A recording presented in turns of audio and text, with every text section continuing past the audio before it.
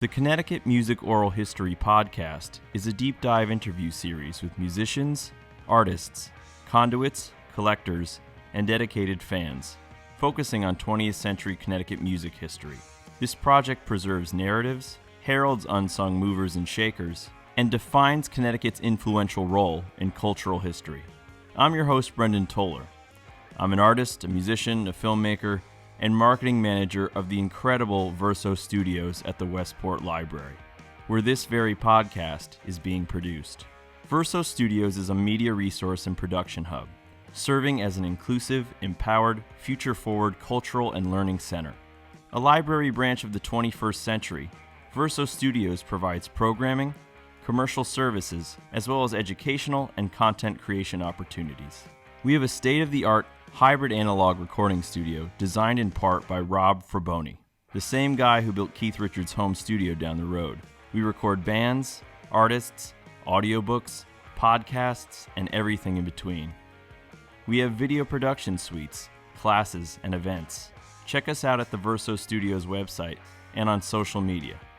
On this episode, I sat down with Rick Allison, a central and towering Connecticut music figure, both literally at 6'4" and figuratively.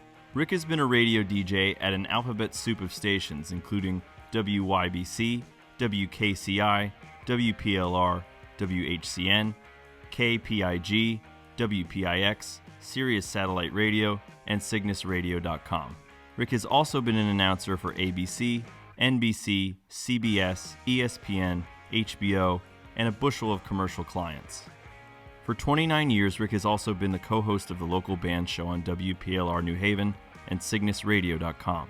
The local band show is the longest-running radio program showcasing the wealth of local musical talent in Connecticut. Rick can also be heard every weekday morning from 10 a.m. to noon on the Allison Transmission on cygnusradio.com. I was so excited to hear Rick's story, and it definitely shows. Here's a vintage Rick Allison radio air check, followed by our conversation.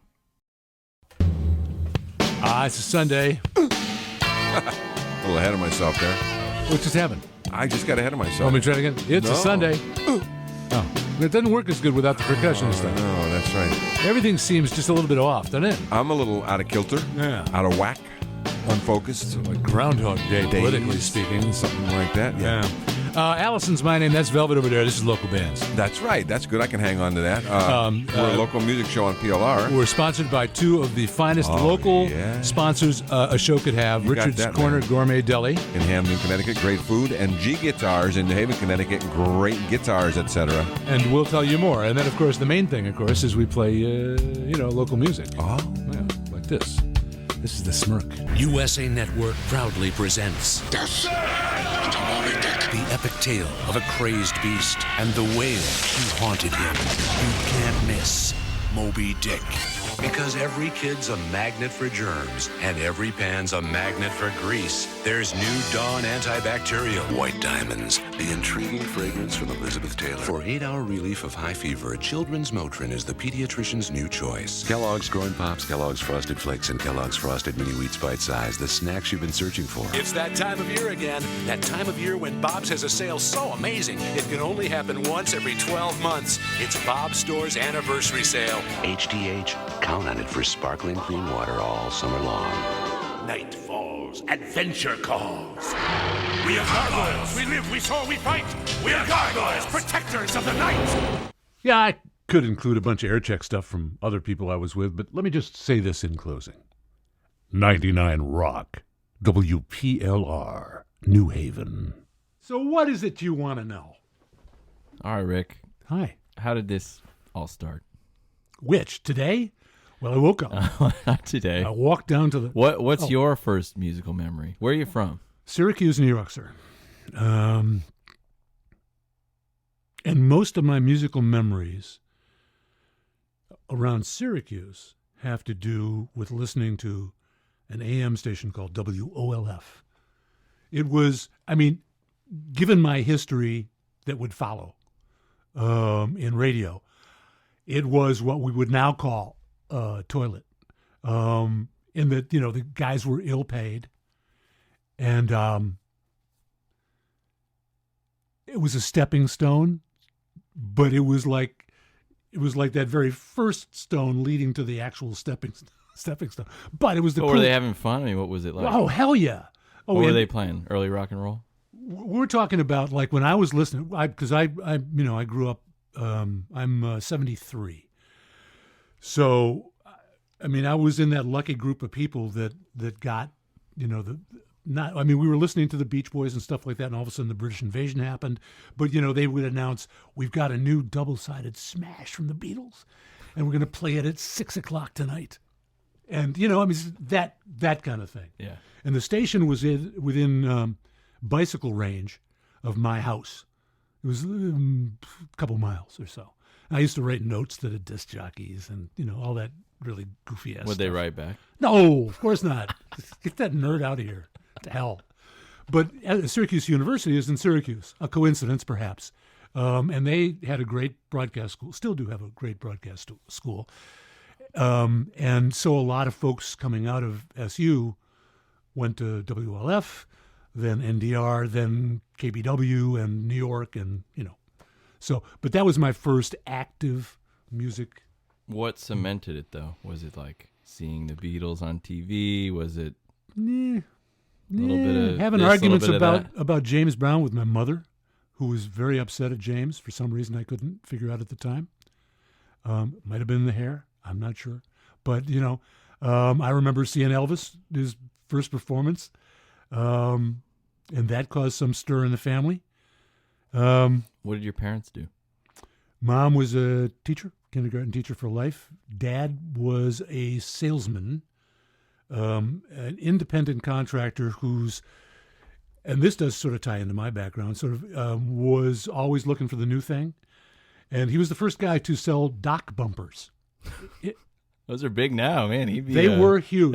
Yeah. Unfortunately, that portion of the thing eluded Dad.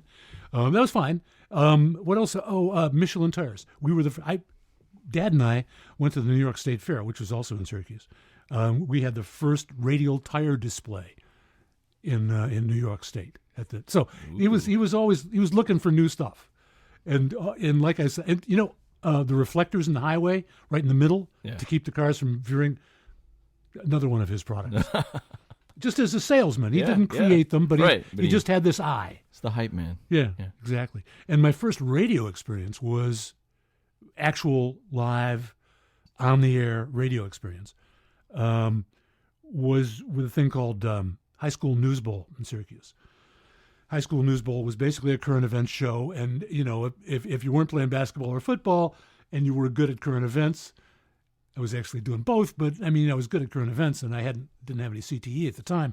But it was at the studio with the morning man, Deacon Doubleday, and he had his own studio, a studio that eventually moved to the State Fairgrounds. I don't know if it still exists, but it was the most amazing altar of radio excellence.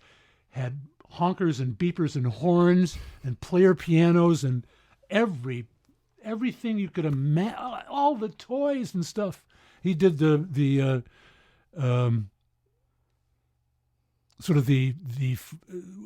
what did he call it? The Milkman's Matinee. That was it. So he was up at 4 o'clock and doing his live show, and that just seared into my brain. And I said, I want to do that. So that was my radio start. And you knew you wanted to do radio. You assumed you couldn't be a performer, or did you try? Did you ever play an instrument? I played trombone. Yeah. And? Meh. At that point, it was way too early for ska, and it was actually a little early for Tower Power. Right. So I could have. I was pretty good up through college, but I really playing other people's music was really more what I was interested in, and talking. I liked talking. Mm-hmm. About the music, So that was kind of the deal, and then that whole war thing got in the way, sort of So I moved away from any thoughts. I did a pirate radio station in high school, and then I had to end the war, so I worked on that for a while, and then after going to demonstrations, organizing stuff like that. Or it was a little bit deeper than that, and then. Ended up in New Haven for my alternate service because I told them, I wasn't going to go, but then again, I wasn't going to Canada, and they were going to have to deal with me. Why not put me to work? So I found a gig at a place called the Children's Center in Hamden, and I worked there for 3.5 years, and then went to Southern and got back into radio. Yeah, a lot of the guys I know, like they would have parties to say, well, how can we get out of this thing? And what do we say? Do we say we're gay or we're not good with a gun, or do we make ourselves sick before? By the way, they'll teach you how to be good with a gun. But you did a very kind of respectable thing, I guess. I tried to be respectable about it. I mean, I think. Listen. My view is that every young American citizen ought to do some service to the country. Period. And if that's the military, that's good, fine. I mean, that's not something I wanted to do then. Mm-hmm. I was thinking about the Coast Guard because they teach you how to fly choppers. And so, but it was just a thing to do. I was also an organizer against the war, so it would have been inappropriate for me to be telling people how to approach this thing and then not man up. Mm-hmm. So, and my English teacher in Syracuse, both at the high school and at the college level, was a guy named Jerry Berrigan. His brother, Daniel, he had two brothers, both of them Jesuit priests. Both of them had a habit of getting arrested on a regular basis, and both of them were the typical feisty Jesuit anti-war types who, climb over the fences at nuclear joints and pour blood on the bombs and stuff. They wrote my first note to the draft board. That was not taken well by the draft board. So then I went to Vista, did Vista for a while, came back, and they finally they forgot about the letter. I didn't tell them about the letter, and I ended up at the Children's Center. So you obviously were attuned. What was the radio scene when you were at the Children's Center? Came here and immediately found WHCN. It was the first progressive station in the state. Real good. And a lot of the people from HCN came from WYBC, the Yale station. It was a source of a lot of disc jockeys. And that was just, so both YBC and HCN were absolutely critical to my, my interest in progressive radio. It was great. It was marvelous. And that's because I would assume DJ personalities, things they were playing, kind of format, it was the bulletin board that all of the notes that were important to our life were posted at. There was nothing else. That's right. So we didn't, as far as the counterculture was concerned, that's where you went to find out what was happening, whether it was arts or protest or whatever. And it was absolutely essential. Well, because I think a lot of people my age or younger people, they forget that radio really served the region then. Even when you were involved in it, yeah. Which we'll get to. But, And on top of that, and one of the things I noticed declining over the years was the fact that each region had its own music, had its own voices. If you hitchhiked across the country, like I did a couple of times, you heard a lot of different sounds, right. A lot of different music. And then when a band, we were talking about NRBQ off mic, when NRBQ pop up on a Colorado radio station, you say, "Wow, you've heard of them?" And it was somebody's favorite, or maybe they were, they'd moved here from Connecticut, they're from Connecticut, whatever. The whole fact that you could experience the wonderful colors of the country and they weren't all homogenized was special. And it's another thing people are missing out on these days. But yeah, So where do you crack in? How does Well, you're at the Children's Center. After I finished my duties there, I was there for 3.5 years. Then I went to Southern. They had a nice little carrier current station. I said I remembered I wanted to do radio. It seemed like a good gig. And so they were just moving at Southern. It was still Southern Connecticut State College at the time. They were just moving from a rhetoric department to a communications department. And I had gotten my first job on the air at KC 101 changing tapes overnight up on the mountain. What was your time slot? Oh, midnight to 6. Woo. Yeah. But it was, just on the weekends. It was just, and the station itself was right next to the transmitter. So I'm sure that had some, impact on my brainwaves. And from there, I got my first, from there I went to WYBC because a lot of the kids at Southern, when the Yaleys were away, could work in the summertime at WYBC and be paid because YBC was a commercial station, a commercial free-form college radio station, one of a few. And when the Yaleys were away, the jocks, I was paid $1 an hour on the air and $1.50 an hour to clean up the station. So they had things in perspective. It was perfect. And so there it's, it's like with bands, for instance. It's a matter of like recording yourself. They're called air checks in radio. And trying and listening and trying to get better, trying not to say that stupid thing again, trying to pronounce the name right, blah, blah, blah. And I sent a tape to PLR and got a job at PLR doing a combination of news and fill-in. And the morning guy, Bob Dark, my mentor at that point, I don't know, management had said something that pissed him off. And he left in a huff. And I took over the morning show with absolutely no clue at all what that meant. How old were you then? Well, I was relatively old because I'm younger than I was now. But I was, let's see, we're talking about, I have to do the math, the ciphering and stuff like that. Mid-20s. Yeah. So I was, I was old enough to know better if I had any kind of history. But I didn't have any kind of history, so I didn't know better. So I was fired fairly quickly for a cause. I wasn't ready for the gig, and it was scarring, absolutely scarring, because you're a radio guy. You've got to. Why were you fired? You just didn't have the material. You want to know the real story? Yeah, I do. Know That's why we're here, Rick. The real story. The guy that hired me, a guy named Ronnie Berger, was let go. And there was talk at the radio station about hiring this fellow, Barry Grant, to be program director. One of my friends, Joe from Chicago, Joe Piazzik, sort of got the group together and said, we'd rather not have Barry. We'd rather have Jay Crawford. He was the first program director, one of the first program directors. Let's get him back. And let's go to the owner's house and have a meeting with him.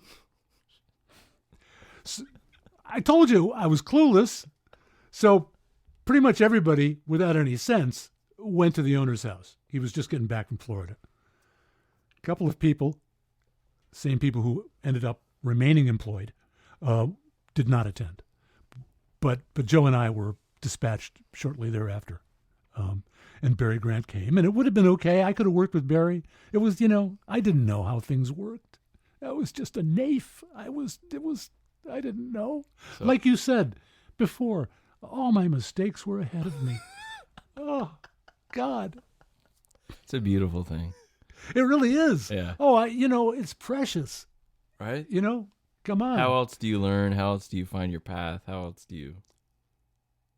Yeah, how else do you remember the lessons unless they really sting? And so when I all of a sudden was not a radio guy, well, then what am I? Well, what were you? I immediately scurried back to YBC and became a radio guy at the college level again until I got a job at a station called WCCC, again, knowing what we know now, a toilet. And that was for a little... Sorry, everybody. Brian, I'm sorry. Dude, if you're listening, I'm sorry. It was a toilet, though. So I was an asshole. Whatever. Anyhow, turns out one of the things I learned, radio and music are two separate things. Oh, break that down. What do you mean by that? They're not the same. What do you mean by that? Radio is a business. Music is a passion, or ought to be. And the interface, one of the things that made PLR great for that first decade was the fact that the interface of music and business was perfect. The business types and promotion types, like Dick Cult, for instance, were amazing and brilliant characters. And for the most part, they left the programming of the music to the inmates of the asylum. And that's the way radio was at Progressive, or whatever PLR was. PLR was not progressive like HCN. That's why PLR is celebrating its 50th anniversary and HCN is not. Because HCN understood the art part and came to the business part too late. But PLR always had business sense and just allowed the inmates to run amok for a while. And on top of that, and this is like one of the cores of the story, the times are absolutely essential. You could not recreate that situation now, not in radio, not with music, not with this audience, for a lot of reasons. Because, we're talking about the growth of the baby boom. We're talking about people who were just coming into their own in terms of having disposable income. One of the things we did in PLR in the early days was to sell the technology to listen to the radio. We sold FM, adapters with, alligator clips that you put on the wires in your VW, because, none of our core audience had money to buy new cars and therefore didn't have FM radios. So with an FM adapter, you could listen. It didn't sound all that good, but the signal was there. And so it was all about the growth. It was growth like with Jim Koplik. The concert business was just becoming something. With Bob stores, selling jeans and boots turned out to be a good business to be in. With Subway, selling, Subway sandwiches? Are you kidding me? We didn't. That was one of the chief parts of my compensation, I think, at PLR. Rolling papers and Subway coupons. I think there was some money. You lived on those two things. Absolutely. Yeah. It was a very special, and the music was just. What do you think it was? Just a sea change, or like energy was in the air? Or? It's the bunny in the python. It's at that point the biggest generation ever, all of whom were really feeling their oats, and loving music, and the artists of their same age were really feeling their oats and loving the lifestyle and making all those mistakes, and it was very exciting. So I hope, and I think that kids today don't try to recreate that, because it's not recreatable. But I know that they're busy creating their own stuff, and I know that the spirit of art and growth and music and stuff is still strong. So it's a matter of media more than anything else, I think. Mm-hmm. How do you get back to PLR? Spent a couple of years at HCN through the Abrams Superstars thing, which was a blot on creative radio. Went to Hawaii to put on the first rock and roll radio station, format rock and roll radio station in Hawaii. One day before I left Hartford, I got a call saying, "Hope you're still on." Yeah, I'm still. Yeah, but a lot of my stuff is already on a freighter, I think. It's just been one change. WKTU in New York just had a 13 share with disco. It's 1978. So so I did have a day. Some of our other folks didn't have that much time to react. And I was offered a gig doing mornings in Pittsburgh. Turned out to be the gig from one of the other jocks who was going to Hawaii. And I just put Hawaii and Pittsburgh in the scale, and somehow I can turn down the monitor. And that was another lesson, because I'd never turned down the monitor before. And we added as much Boz Scaggs and Steely Dan as we could. Right. So yeah. It was a marvelous experience. The station was brokered, sold, disappeared. Kathleen and I, were smart enough. They paid our way. They paid for my car to move. They paid for, not the whole record collection, but a few hundred records. And they were really good about getting us there, and I knew that the hook was going to be getting back, and that we should probably, bank an airline ticket or two to get back. We did, because, if you're looking for a job in radio, a major roadblock would be, oh yeah, but by the way, I'm going to need airfare from Honolulu. But again, Joe from Chicago, Joe Piazzik, you'll remember him from the PLR days, was running a station called WPIX in New York. Ah, yes. Yeah. 102. I called him and said, I'm through with rock and roll. I'm not going to do disco. I want to do jazz. Tell me about BGO. Did you really want to do jazz? I love jazz. Yeah. I love jazz. And I was more and more an adult at that point. And he said, you don't want to do jazz. No, I'm doing this cool thing at PIX. We're sticking our finger in the eye of NEW. It's part of the Tribune Company. What could possibly go wrong? We were eventually, marched out of the studio, and our promo pictures were at the desk right near the big swirling globe in the Daily News building, saying, under no circumstances shall these persons be allowed to re-enter the building, because they thought we were going to bring like this, this marching group of unwashed from below 14th Street with all of our punk. But during the time we were there, we had the Plasmatics on 42nd Street doing a show on a flatbed at lunch hour. I mean, oh God, it was the best station ever. Sorry. And it died. Yeah. And then I came to back to New Haven. And then we're back at PLR. Yeah. I was program director for a long time, right? Yeah, not a long time. I got fired. Ha! That's the way all my radio stories. I don't want to cheat the trajectory here, but how do you maintain your sense of self when you're constantly being told this isn't, I don't want you? I'm always fired for cause. I mean, I believe in what I do. I believe in the music I'm playing. I believe in, so if this is the way this turns out, that's the deal. Listen, I'm also a poker player, and I know you can have the best starting hand in the world. You can have aces face down, and it can go seriously wrong as soon as the flop hits the felt. So you make your decisions, you take your chances. And, that first firing that we mentioned seems like hours ago, that scarred me, but it also made me stronger. Yeah. And I realized that, I can't be in this business and take it personally if someone says, I don't like what you do.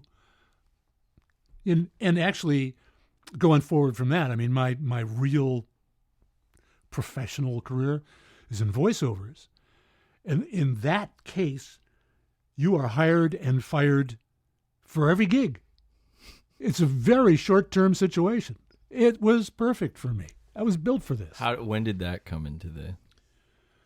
After the second PLR firing, a wonderful saint named Donna Goodman, who was a salesperson there, said, listen, my friend Kenny does the advertising for Bob's Stores. And at that point, Bob's Stores had their main store in Middletown on Main Street and a couple of other stores. That's where I got all my jeans. They wanted the Fabulous Jane Machine. Yeah. Hell yeah. Yeah. You probably went to Hamden.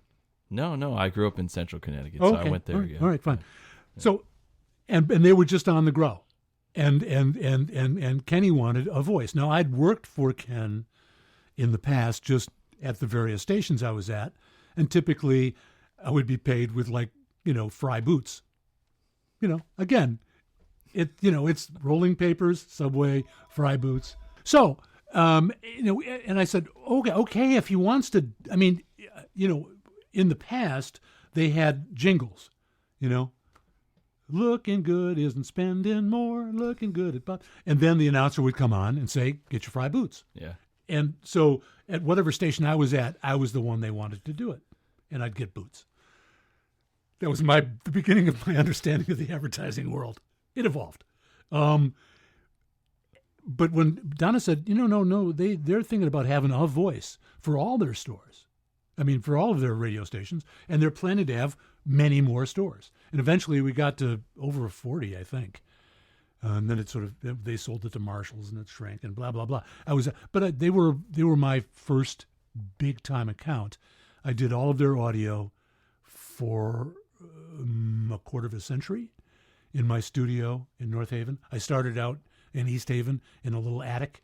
I had to time the sessions out with the planes landing at Tweed, New Haven. But it was a nice little business. And and so that was my introduction to commercials. And it gave me a reel, and that reel got me work in New York. And then I found out, people get more than rolling papers, subway coupons, and boots? What? Pension? Money? Really? Pension from voiceover work? If you're a union man, Ooh. all the way. Wow. Hell yeah. Yeah. SAG and AFTRA. Thank you. Oh, wow. Yeah. Yeah. That's how come I can do this. That's okay. I could live on Social Security, I suppose, but no. So, yeah. Did it seem like a fight the whole time? It seems like you're fighting for survival. No, it's great fun for you. Yes. It's a hoot. Yes. Yes. Yes. That's what it is. It's just, because, what are we fighting about? We're fighting about whether or not we should play the Ramones. That was an issue. They were this is before your time, but they were very dangerous. The Ramones were very dangerous. They'll throw up on the console board, right? Yeah. Oh God. And, my second term at PLR was an interesting time. 1980 to 83-ish, because MTV came on the scene. And all of a sudden, because the folks in Britain were the ones making music videos largely, all of a sudden, a lot of what was on MTV was, XTC and like that. So that was being added to the station that had played Marshall Tucker Band and Willie Dixon and, Allman Brothers and that kind of stuff. So it was a little bit of a shock to all of a sudden have synthesizers, to have music that was not disco, but dancey. So I think we shed a bunch of listeners in that time. I'm pretty sure we did. As a matter of fact. It was a rough time. No, it was a great time. Oh, Come okay. on, man. For music, it was Who Are We? Yeah. What is this? Listen, disco or punk or whatever, it's just a style. It's right. That's all it is. Yes, yeah. And, and it's almost always, you eventually you wander into a place where, and this is the thing that pisses me off, the formula takes over. That can happen in music, can happen in writing, can happen in movies, certainly happened in radio repeatedly, where we know the 300 best songs of all time. And so why play anything else? We'll just play those over and over again. They're the best songs. You'll never get tired of them, and that's the big disease. And there's no, So that goes back to why I get fired. There is no beating that. Mm-hmm. It's like Trumpism. You can rail against stupidity all you want, but it's powerful. You know what I'm saying?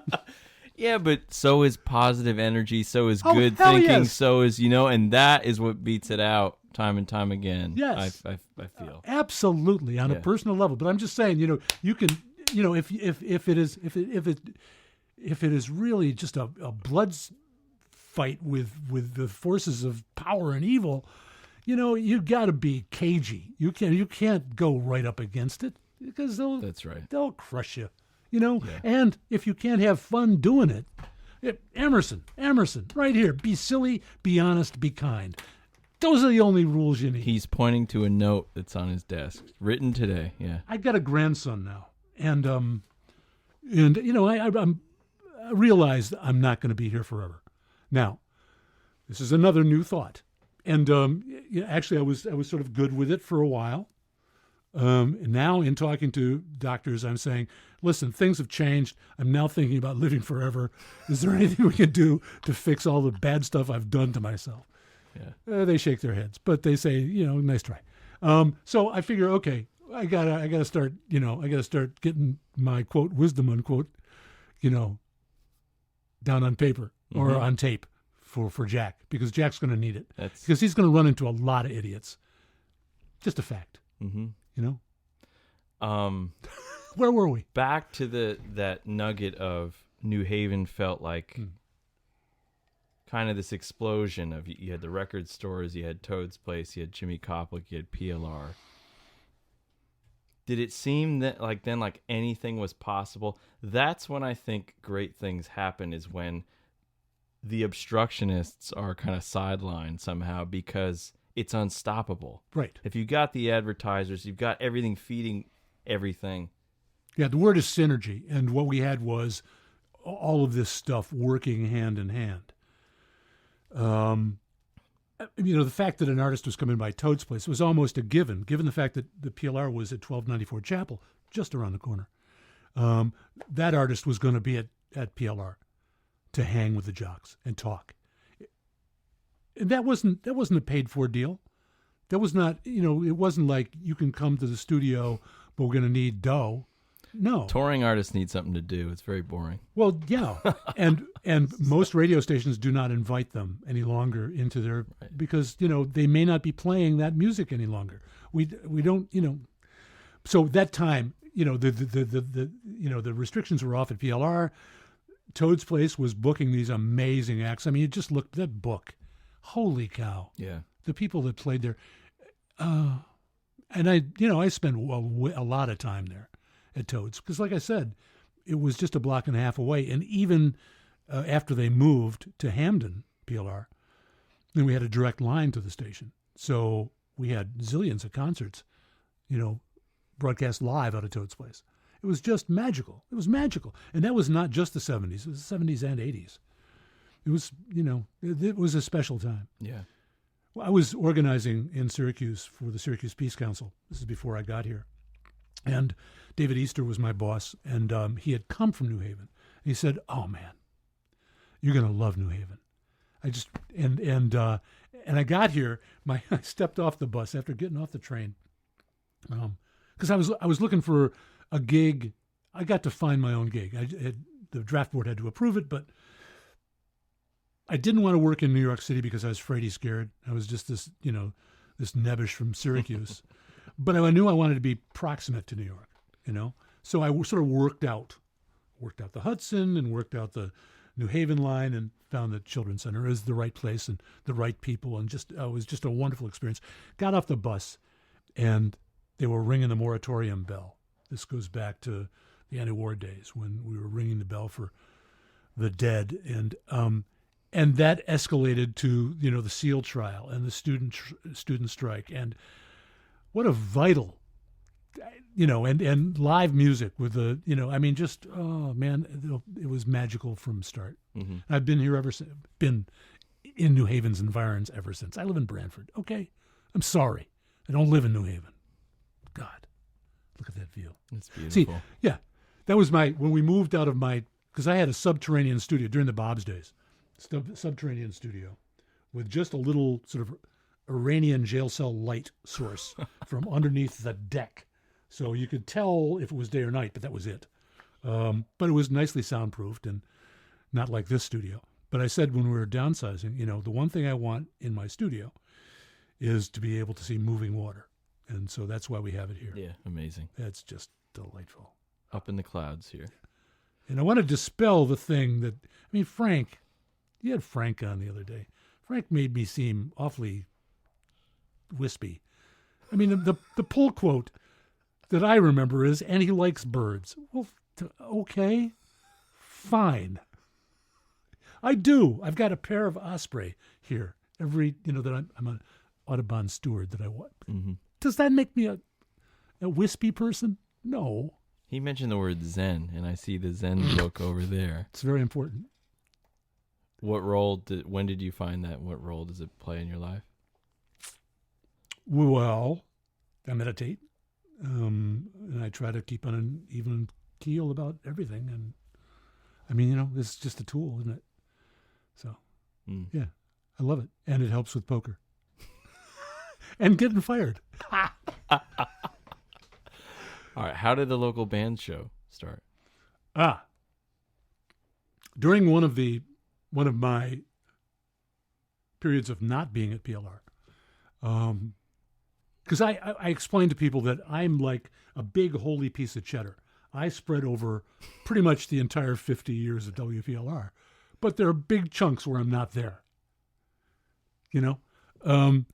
My buddy John Griffin, more notably known as the Wigmaster, was the program director during the glory years before Cox came in. And sorry if there are any Cox people out there in the audience, but the company sucks. Anyhow, and he ran such a remarkable radio station, hewing back to when things were possible. This is in the mid '80s to beyond. And for some reason or other, he knew. I mean, my friend James Velvet and I, we're very much alike in a lot of ways. Both 6'4", both sort of lumbering beasts. But James is an actual talented cat, and I'm me. So, we were talking. James had this song called "Relax, Take Off Your Slacks" from the New Haven Radiators. He had to change the name because apparently there's a band in New Orleans, but. And I said, James, that song, that's a theme to a radio show. And that was kind of the beginning of the show. At the same time, our friend John Griffin said, you guys know a lot about what's happening locally. You want some time? You want an hour? James and I looked at each other and said, hour. I'm not sure we can bear an hour. Half hour? Yes. So that was 34 years ago. And the show's been going on. James was a towering cat. Did you ever meet him? No. I mean, you talk to anybody in the local scene who's been around for a while and they have a James story. Just a wonderful, wonderful man with a bunch of mysteriously avian entitled bands. We're not exactly sure. He really liked birds. He liked birds too. Yeah. And James and I did the show for years.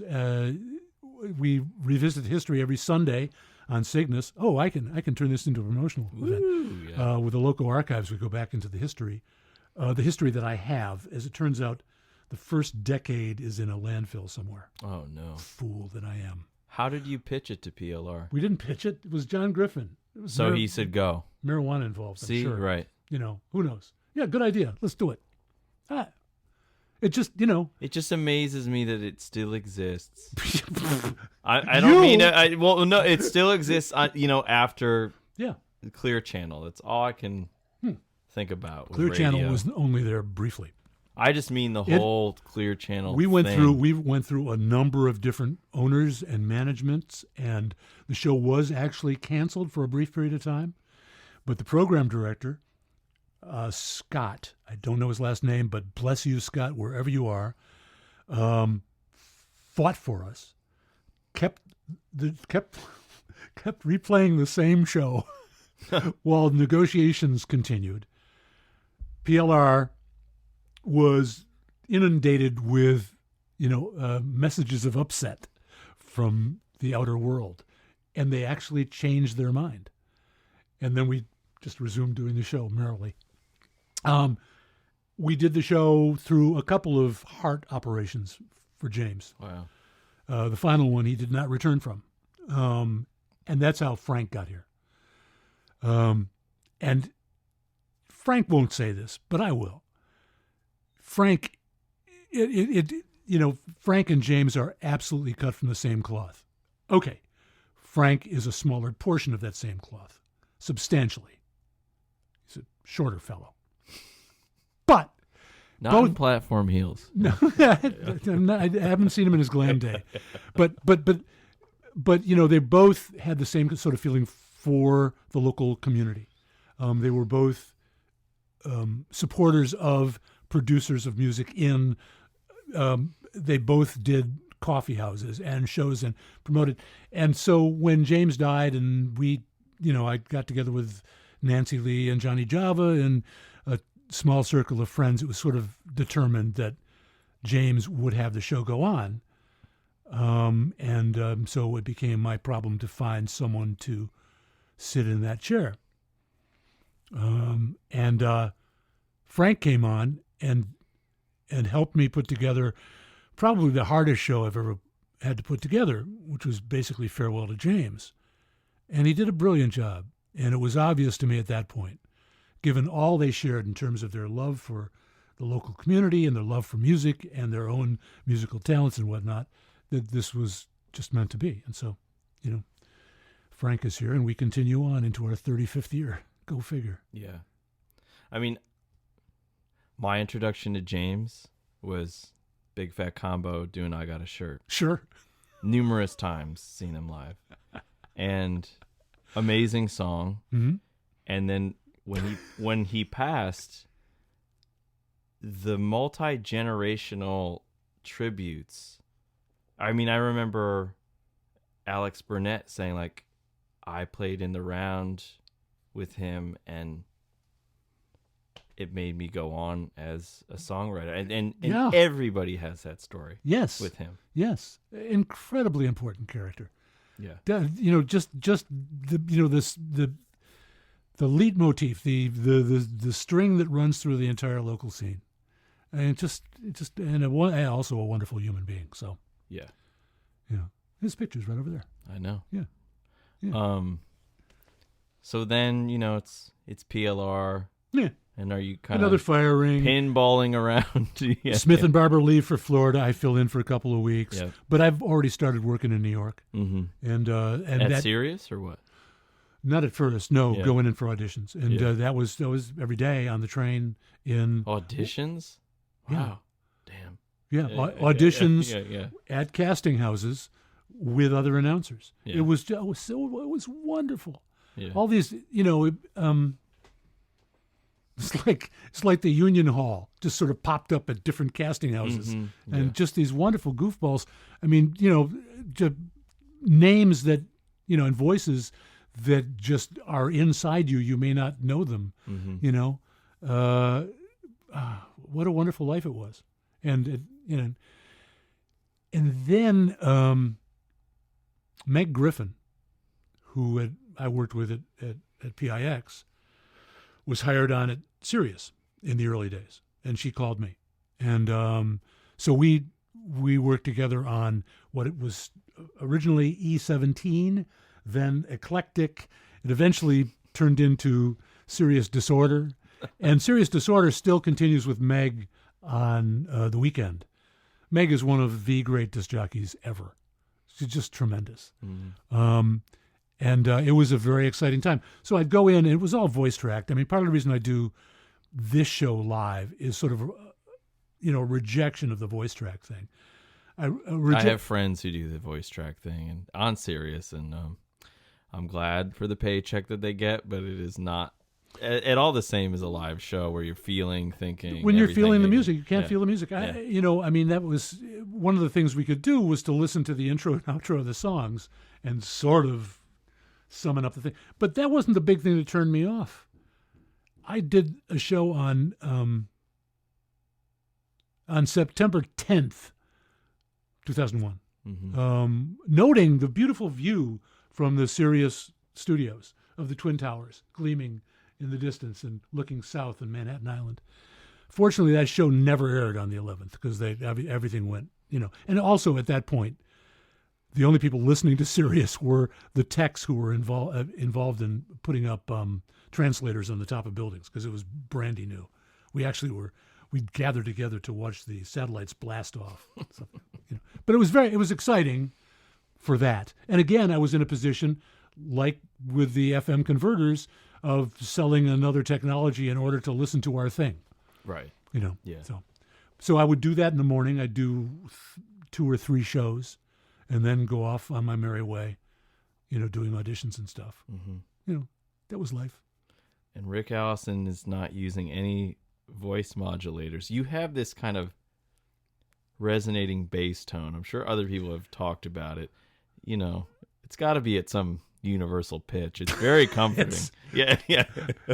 I don't know. I mean, one of the reasons that I got involved in it was this girl called Mary. She was not my girlfriend. She was the girlfriend of one of the Stevens boys who lived down the street. And I was 14, and she said, "Oh, I like your voice."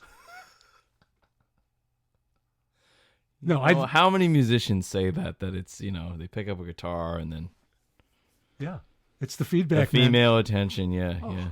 Yeah. Okay. Well then. So that's part of it for you is Sure. the validation, the Yeah. I mean, you go into a club, people slapping you on the back and Yeah. If I could, I would not be visible. yeah. Well, not- we discussed before, you're not out a lot. So. No, and when I am, I just as soon not be visible. It's not that I don't like people. It's just I like the fly on the wall thing is nice, but I show up every once in a while. I just don't want people thinking, oh, this must be really important because he's here. No, it's just because I happen to be here that day. There's no Formula One racing, or I'm not in a poker match, or there's some other reason that I actually have time to sit down. Or like Joe Flood has put out an amazing album, gotta go. Or Al Anderson is here. Yeah. Really? Al? Yeah. Yeah, so. Yeah. How do you keep sane amongst the substances and the...